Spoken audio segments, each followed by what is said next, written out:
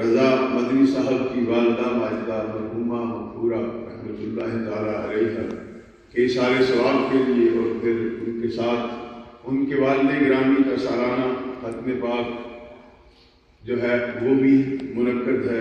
تو بہت ہی یہ برکات کے لمحات ہیں کہ بڑے بڑے پیارے انداز میں حضرت صاحب قبلہ نے تلاوت پاک فرمائی، پھر نعت پاک پڑھی، پھر احادیث مبارکہ کا درس دیا، اسی طرح قبلہ نے پڑھی، حضرت نے پھر چھوٹے شہزادے۔ تو بات یہ ہے کہ یہ وہ موقع ہوتے ہیں جہاں پہ لمبی وعظیں یا شعر و شاعری نہیں ہوتی، یہاں پہ تنبیہ کے لیے کچھ نہ کچھ عرض کرنا چاہیے۔ جیسے کہ ابھی انہوں نے فرمایا کہ اپنی نماز کو قائم کرو، تو رب کائنات نے قرآن مجید فرقان حمید میں ارشاد فرمایا وَقَضَىٰ رَبُّكَ أَلَّا تَعْبُدُوا إِلَّا إِيَّاهُ وَبِالْوَالِدَيْنِ إِحْسَانًا۔ اللہ رب العزت ارشاد فرماتے ہیں کہ اے بندے، سب سے پہلے تو اپنے رب کی نماز پڑھ، کیا کر، اور کسی کو اپنے رب کے ساتھ شریک نہیں کرنا۔ صرف نماز پڑھنی ہے، عبادت کرنی ہے تو اپنے رب ذوالجلال کی کرنی ہے، اور اس کے بعد پھر کیا کرنا ہے؟ پھر اپنے ماں باپ سے حسن سلوک کرنا ہے۔ کیا؟ اپنے والدین سے حسن سلوک کرنا ہے۔ تو محترم بھائیوں، آؤ چلتے ہیں۔ رب کائنات نے قرآن میں فرمایا، حضرت عبداللہ بن مسعود رضی اللہ تعالیٰ عنہ وہ صحابی رسول صلی اللہ علیہ وسلم ہے جو فرماتے ہیں کہ قرآن مجید فرقان حمید کی جو آیت بینات میرے نبی میں اتری، میں ہر آیت کا شان نزول جانتا ہوں۔ اتنے بڑے صحابی رسول فرماتے ہیں، ایک دن ہم رسالت مآب علیہ السلام کی بارگاہ بے کتنا میں حاضر ہوئے، عرض کی یا رسول اللہ صلی اللہ علیہ وسلم، اللہ کے نزدیک سب سے پیارا عمل کون سا ہے؟ اللہ کے نزدیک سب سے پیارا عمل کون سا ہے؟ تو رب کائنات کے پیارے محبوب کریم علیہ السلام نے ارشاد فرمایا وقت پر نماز پڑھنا۔ وقت پر نماز پڑھنا۔ ابھی نماز کا ٹائم 1 بجے کا ہو، بندہ 4 بجے کرے میں نماز پڑھنا، وہ فائدہ نہیں، ہو جائے گی، اس میں شک نہیں، لیکن جو مقبولیت ہے، جو رب کا محبوب بننا ہے، وہ وہی وقت ہے جو وقت کا تعین کیا گیا ہو۔ پھر میرے نبی پاک صاحب صلی اللہ علیہ وسلم کے صحابہ نے سوال کیا یا رسول اللہ صلی اللہ علیہ وسلم، اس کے بعد اللہ کے نبی صلی اللہ علیہ وسلم نے ارشاد فرمایا اپنے ماں باپ سے حسن سلوک کرنا۔ اللہ نے کیا قرآن میں فرمایا کہ میری عبادت کے بعد کیا کرو؟ اپنے ماں باپ سے حسن سلوک کرو۔ اللہ کے رسول صلی اللہ علیہ وسلم کیا ارشاد فرما رہے ہیں؟ وقت پر نماز پڑھو اور پھر نماز کے بعد جو ہے وہ حسن سلوک کرو۔ اس کے بعد جہاد کا حکم ہوا، لیکن جو مقدم کیا میرے نبی نے سب سے وہ نماز کو کیا، اس کے بعد والدین سے محبت۔ تو محترم بھائی، آپ ہر عاشق کے گھر تشریف لاتے ہیں، میرے گھر بھی ہو جائے چراغاں یا رسول اللہ صلی اللہ علیہ وسلم، موت ہر انسان کو آنی ہے، کل نفس ذائقۃ الموت ہے۔ محترم بھائی، لیکن موت کا بھی ایک انداز ہے، موت آئے تو ایمان کی آئے۔ اگر کوئی مرنے کے وقت میرے نبی فرماتے ہیں ساری زندگی عبادت کرتا رہا، تقدیر غالب آئی تو آخری وقت میں منکر ہو گیا تو اس کا ٹھکانہ جہنم ہے۔ ساری زندگی بدیاں کرتا رہا، رب کائنات نے رحمت فرمائی تو آخری وقت میں توبہ کر گیا تو وہی جنتی ہو جاتا ہے۔ بات ہے ان کے والد گرامی حاجی صاحب قبلہ جب دنیا سے جانے لگے تو مجھے قبلہ وارثی صاحب اور دیگر سب دوستوں نے بتایا، میں تو اس وقت جہاں نہیں تھا، فرمایا کہ انہوں نے سب کو کہا ارے اٹھو اٹھو، رسول اکرم صلی اللہ علیہ وسلم مجھے لینے کے لیے تشریف لا رہے ہیں۔ اور اسی اثناء کے اندر درود پاک پڑھتے پڑھتے دنیا سے گئے۔ یہ یقیناً ہو گیا، صرف سننے تک نہیں رہا، یہ یقین ہو گیا کہ مصطفیٰ جان رحمت اسی گھر میں آتے ہیں جو مصطفیٰ پہ کثرت سے درود پڑھتے ہیں، جو اپنی نماز کو قائم کرتے ہیں، جو شریعت مطہرہ کے پابند ہوتے ہیں، جن لوگوں نے اپنی زندگی اللہ اس کے رسول کے احکامات نے اپنی زندگی کو ڈھال دیا۔ پھر وہی وقت ہوتا ہے کہ وہ کیا ہوتا ہے کہ سرکار خود اپنے کرم سے اپنے غلام کو اپنے چہرہ والدعا کے دیدار کرواتے ہیں۔ تو بات ہے ہم نے اماں جان کو دیکھا، یہ آخری رمضان جو اس سال گزرا ہے، ان کی عمر مبارک تو بہت زیادہ تھی، جب بھی دیکھا ہاتھ میں تسبیح اور درود پاک کی کثرت۔ تو بات ہے ایسے لوگ جو ہوتے ہیں وہ اللہ کی طرف سے وہ مغفور ہوئے ہوتے ہیں، رب نے ان کی مغفرت فرمائی ہوتی ہے۔ ہم جو آتے ہیں ہمیں فائدہ یہ ہوتا ہے کہ بخشے والے کا چہرہ دیکھنے سے ہماری بھی بخشش ہو جاتی ہے۔ تو رب کائنات سے یہ التجا ہے کہ میرے نبی صلی اللہ علیہ وسلم تشریف فرما۔ حضرت ابو امامہ باہلی رضی اللہ تعالیٰ راوی ہیں اس حدیث کے، ایک صحابی رسول آئے، یا رسول اللہ صلی اللہ علیہ وسلم میں ہجرت کرنا چاہتا ہوں۔ اللہ کے نبی نے فرمایا کیا گھر میں کس کو چھوڑ کے آئے؟ دو حدیثیں حضرت صاحب تشریف فرمایا، تطبیق کر لے، ایک میں ہے کہ والدین کو، ایک میں ہے کہ بوڑھی ماں کو۔ تو میرے نبی نے فرمایا جا اپنی والدہ کی خدمت کر، اپنے والدین کی خدمت کر، جب تک تو ان کی خدمت کرتا رہے گا تیرا جو ہے اجر وہی ہوگا جو ایک ہاتھ والے سے ملتا ہے۔ بات ہے تمہارے گھروں میں کعبہ کی ہے، تمہارے گھروں میں جنت کی ہے، باپ جو ہے وہ کعبے کی مانت ہے، ماں جو ہے اس کے قدموں تلے جنت ہے، ملے گی اسے جو ان کی خدمت کرے گا، جو ان کا دل دکھائے گا۔ محترم بھائی، وہ دنیا کا ولی ہو، قطب ہو، غوث کہلائے، لیکن جب تک اس کے اوپر اس کے ماں باپ راضی نہیں اسے کچھ نہیں مل سکتا۔ ٹائم تھوڑا ہے ورنہ حضرت سے اور باتیں کرتے، ابھی جو ہے ختم شریف پڑھیں گے، لیکن اللہ تعالیٰ نے یہ توفیق بخشی کہ 4 دن بعد میں زیارت حرمین طیبین زاد اللہ تعالیٰ شرفاً و تعظیماً حاضر ہوا۔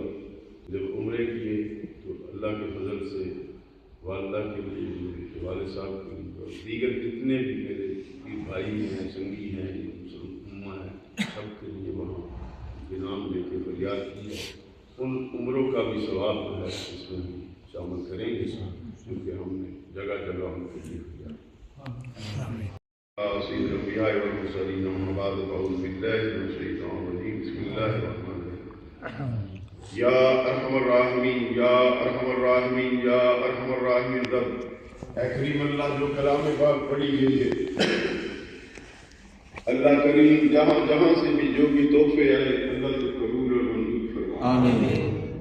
یا الہی، اس کا جو بھی اجر و انعام تیری بارگاہ سے ہم فقیروں کو ملے، ہم اپنے آقا و مولا و ملجا جناب محمد مصطفیٰ احمد مصطفیٰ صلی اللہ تعالیٰ علیہ وآلہ وسلم کے حضور میں تحفہ سال ثواب کا پیش کرتے ہیں قبول۔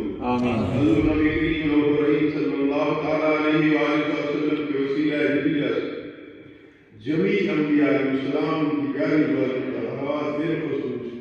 بالخصوص امہات المومنین کے حقوق، میرے آقا کریم علیہ السلام کے پیارے والدین کریمین طیبین طاہرین کے حقوق، میرے آقا کریم علیہ السلام کی جمیع اہل بیت آل اطہار کے حقوق میں، جمیع آباء و اجداد رسول کریم کے حقوق میں،